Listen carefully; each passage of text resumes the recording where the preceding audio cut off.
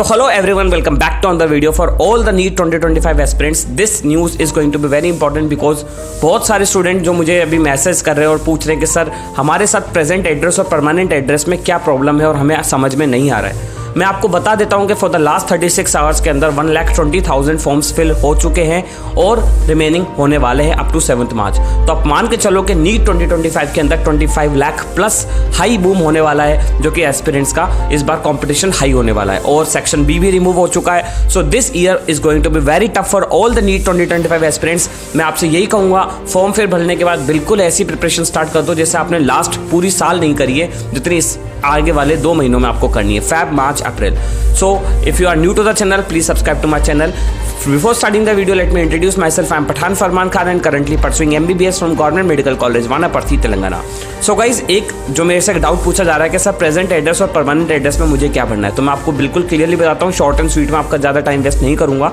Simple सी बात ये कि अगर आपका प्रेजेंट एड्रेस परमानेंट एड्रेस एक ही है तो आपको सिर्फ एक जो आपका एड्रेस प्रूफ है, एड्रेस प्रूफ में आप कुछ भी रख सकते हो। आपका आधार कार्ड, आपका पैन कार्ड, आपका वोटर आईडी, आपका राशन कार्ड, आपका बिल, कुछ भी जिसमें आपका नाम लिखा हो, आपका एड्रेस लिखा हो, वो आपको प्रेजेंट एड्रेस परमानेंट एड्रेस अगर आपका सेम है तो आपको एक पीडीएफ बनाना है जिसके अंदर से वो एक आपका अटैचमेंट रखना है और उसको अपलोड कर देना है। दूसरी चीज़, अगर आपका प्रेजेंट एड्रेस अलग है, परमानेंट एड्रेस अलग है, तो आपको क्या करना है, तो आपको क्या करना है, जो आपका परमानेंट एड्रेस है उसका एक फोटो, कुछ भी आईडी, जैसे मैंने आपको बताया आधार कार्ड, क्योंकि वो आपका आधार कार्ड जो होगा वो परमानेंट एड्रेस के बेसिस पे ही होगा।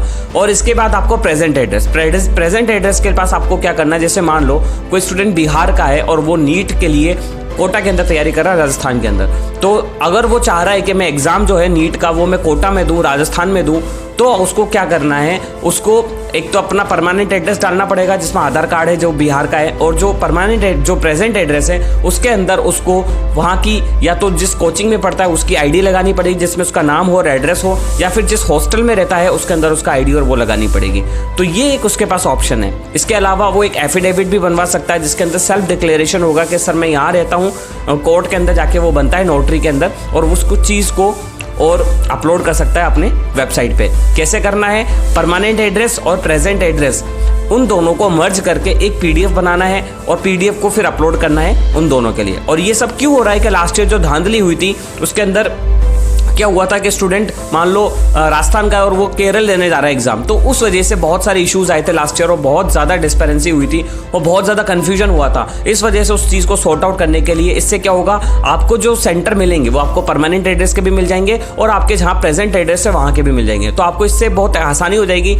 और मैं आपको एक सलाह देता हूँ कि अगर आप नीट का फॉर्म कहीं से भी भर रहे हो लेकिन आपका एग्जाम आपके सेंटर पे, घर पे देना है, परमानेंट एड्रेस पे देना है, तो मैं आपसे कहूँगा कि आपको सिर्फ एक ही एड्रेस भरना है, परमानेंट एड्रेस, प्रेजेंट एड्रेस मत भरो। आप कहाँ भी पढ़ रहे हो उससे कोई मैटर नहीं करता, आपका एग्जाम कहाँ देना है वो इंपॉर्टेंट है। तो मैंने आपको ये चीज़ समझा दी है।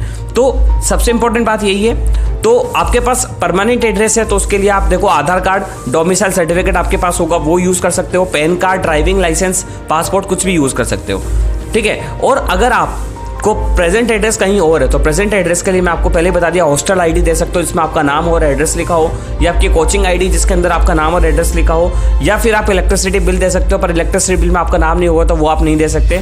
इससे सबसे बेस्ट ऑप्शन है एफिडेविट बनवा सकते हो। आप कोर्ट में जाके एक एफिडेविट बनवा लो नोटरी के अंदर, 100 रुपये के, 50 रुपये के उस पर फॉर्म पे बनता है, या 20 रुपये के पे बनवा सकते हो कि सर मैं यहाँ रहता हूँ, ये सेल्फ डिक्लेरेशन है, अगर कुछ होता है तो मुझे आप पकड़ना। तो एक ये चीज़ आपके लिए श्योरिटी हो जाएगी, ठीक है। So I hope this video is going to be very important for all of you guys. If you have any query you can DM me personally on my Instagram account और my Telegram channel, link is in the description. And thank you so much watching this video. मिलते हैं फिर next video में ऐसी informative video के साथ, जब तक के लिए ऑल द बेस्ट।